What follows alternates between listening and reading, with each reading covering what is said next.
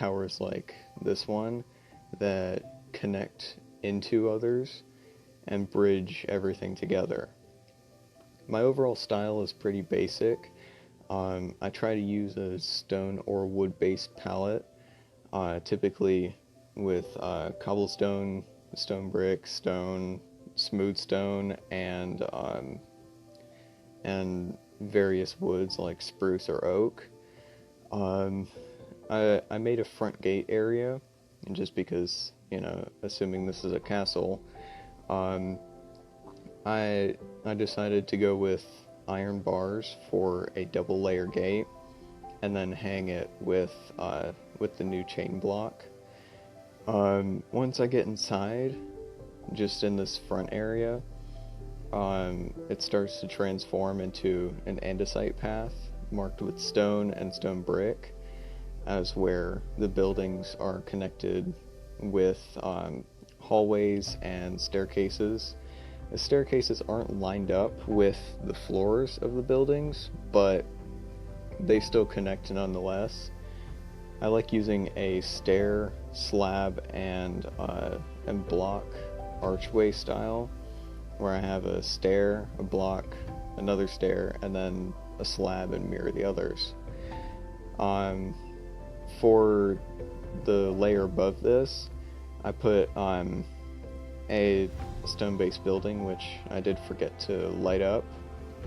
My mistake, but I connected the second layer with a bridge and used this as the template for towers and arches going over it as a more aesthetic medieval style.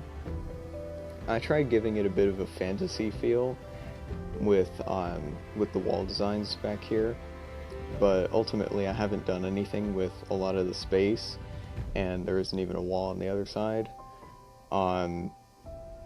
Yeah, I still need to finish a lot of this, but on my YouTube stream that I did a few days ago, in fact yesterday actually, I finished building these large courtyard type areas with a massive stone pathway down the center and large areas on the sides, followed up by columns, arches, and many different pillar designs. And just like, I spent a lot of time with the detail of the build, mostly because that's what gives it its life.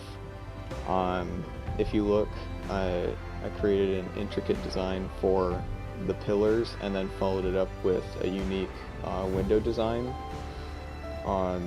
This area is completely open. I tried giving it a very grand feel. I also did a double layer roof. So for this, I have this first part of the roof that juts out and highlights the blocks in it, and then went back a block, and I forgot to put one there. I went back a block and put another layer of the roof, which covers the entire area.